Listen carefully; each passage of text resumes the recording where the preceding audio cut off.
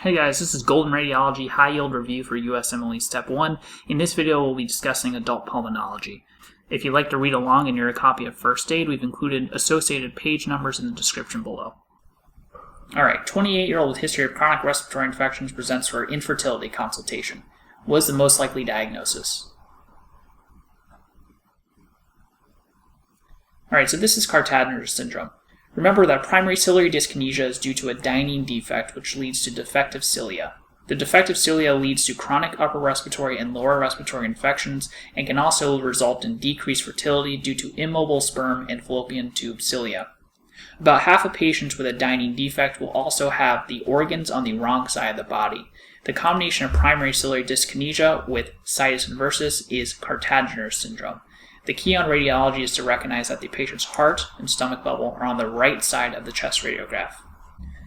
Alright, let's briefly review acute respiratory distress syndrome, also known as ARDS. ARDS is caused by some sort of insult, most commonly sepsis, aspiration, pneumonia, trauma, or pancreatitis, which leads to leaky capillaries. Fluid can then cross the leaky capillaries and fill alveoli, which leads to impaired gas exchange. On chest x-ray, you'll see these bilateral, fluffy, airspace opacities which look like little clouds. You can get a similar chest radiograph appearance from cardiogenic pulmonary edema. So one of the ways to differentiate the two is to measure the PaO2 and FiO2.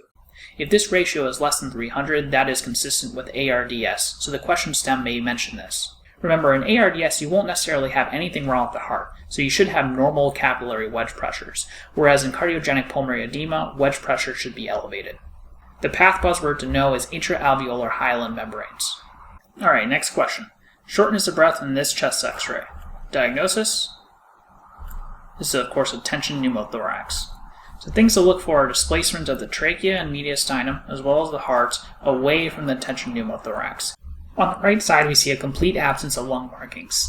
As the pneumothorax gets larger and larger due to a one-way valve effect, it completely collapses the adjacent right lung. Tension pneumothorax leads to decreased venous return, so on exam you will see distended neck veins. Treatment for this is emergent needle decompression, classically in the second intercostal space in the midclavicular line, followed by chest tube placement. If a question stem mentions shortness of breath in a tall, skinny male, that should be a buzzword for spontaneous pneumothorax, usually secondary to a pulmonary bleb. On this x-ray we see a lateral pneumothorax on the right, here. We also see a pulmonary bleb on the CT image. These patients will often require eventual wedge resection or blebectomy to prevent further recurrence. 62-year-old with shortness of breath after esophagectomy. Thoracentesis sample is shown below. Most likely diagnosis? This is, of course, a chylothorax.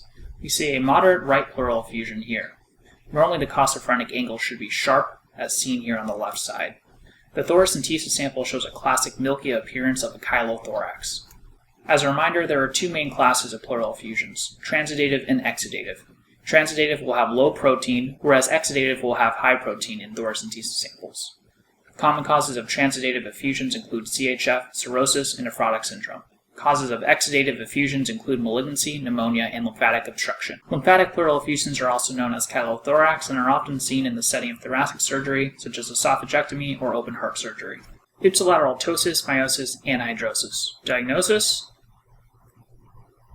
This is Horner syndrome, which is disruption of the sympathetic chain, in this case caused by a Pancoast tumor in the right upper lobe, also known as a superior sulcus tumor. New hoarseness in a smoker. Which nerve is affected here? Whenever you hear new hoarseness, consider involvement of the left recurrent laryngeal nerve, in this case by a left hilar vas. This is a good way for step 1 to test anatomy.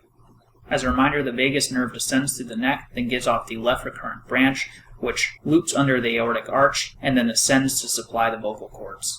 The right recurrent laryngeal nerve has a similar course under the right subclavian artery, but is less commonly tested. Alright, next question. 62-year-old male with a 50-pack year smoking history presents with headache and swollen red face and upper extremities that has worsened over the last several days. Most likely diagnosis? Okay, so this is SVC syndrome. If we look at the chest radiograph, we can see a subtle right upper lobe mass here. On the CT with IV contrast, we see a filling defect here in the superior vena cava and right and left brachiocephalic veins. This is clot and looks similar to the pulmonary embolism we saw before. SVC syndrome is most commonly caused by lymphoma or a lung cancer, which leads to stenosis and eventual thrombosis of the superior vena cava and commonly presents with the symptoms described above. Treatment is typically thrombolysis and stenting by interventional radiology or radiation therapy. RC rower presents with unilateral upper extremity swelling, pain, and venous thrombosis. Most likely diagnosis. This is thoracic outlet syndrome. The clue here are the extracervical ribs bilaterally.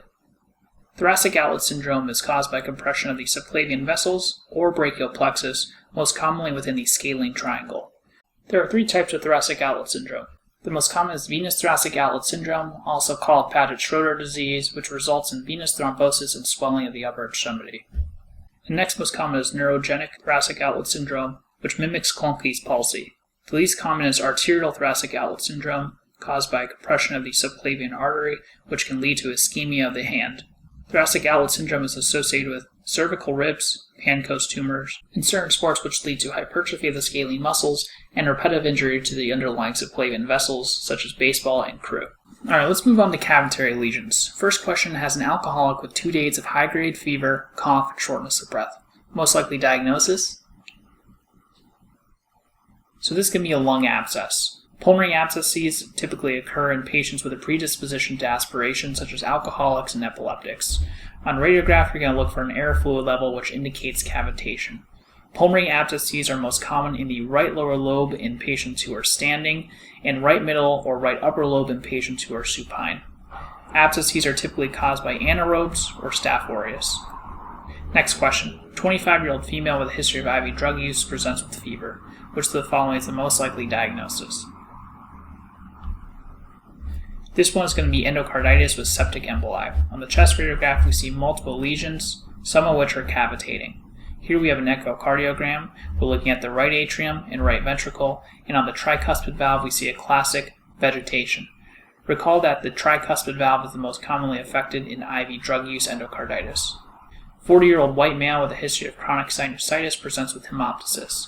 Your analysis reveals microscopic hematuria. Most likely diagnosis? Alright, so the answer to this one is granulomatosis with polyangiitis, which was formerly known as Wegener's.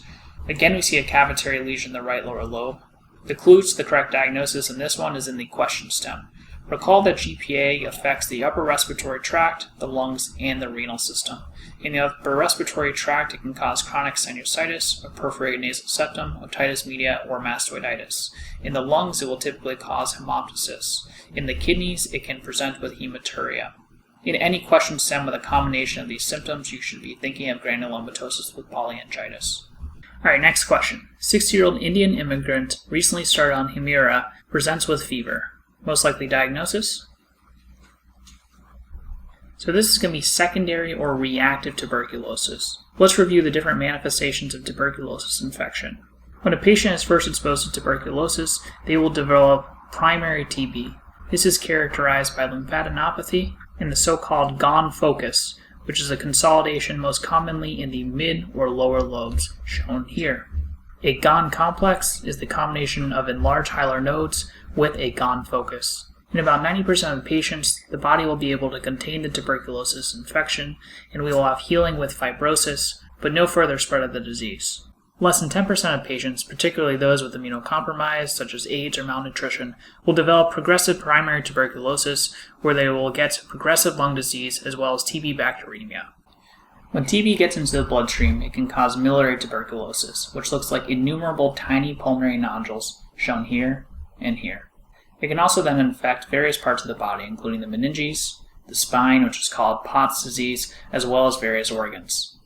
TB bacteremia can also occur in the setting of secondary tuberculosis. Lastly, we wanted to review Aspergillus.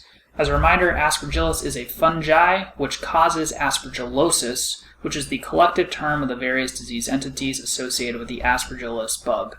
There's a spectrum of disease caused by Aspergillus, including aspergilloma and allergic bronchopulmonary aspergillosis on the mild end of the spectrum, and invasive aspergillosis on the more aggressive end of the spectrum. Aspergillomas will show up on imaging as a soft tissue mass on CT surrounded by a rim of air which is black. These are typically asymptomatic but can occasionally cause life-threatening hemoptysis. They typically occur in patients with normal immunity, but structurally abnormal lungs with pre-existing cavities. These patients often have a history of TB or sarcoid, which caused the cavities in the first place. Allergic bronchopulmonary aspergillosis is also on the mild spectrum of disease and occurs in patients with normal immunity who often have a history of asthma or cystic fibrosis. Allergic bronchopulmonary aspergillosis can cause dilated airways called bronchiectasis from the chronic inflammatory response. Often these airways will get filled with impacted mucus, which is called mucus plugging. Mucus plugging is sometimes described as a finger and glove pattern, where we see these dilated tubular white structures, which represent mucus in the dilated bronchioles. This is a hypersensitivity reaction, so the question set may mention increased eosinophils in the blood. Invasive aspergillosis is the most severe of the disease entities and occurs in immunocompromised patients. Presentation is often nonspecific with cough and fever. Due to the patient's immunocompromise, the fungi are free to proliferate in alveoli and then invade the adjacent pulmonary arteries. Once they're in the bloodstream, they can spread to the kidneys, brain, GI tract, and other organs. On CT, you will see the so-called halo sign. The white rounded center represents the proliferating fungi, and the gray surrounding halo represents surrounding hemorrhage. Hope you enjoyed our video. Please like and subscribe below and comment with any questions.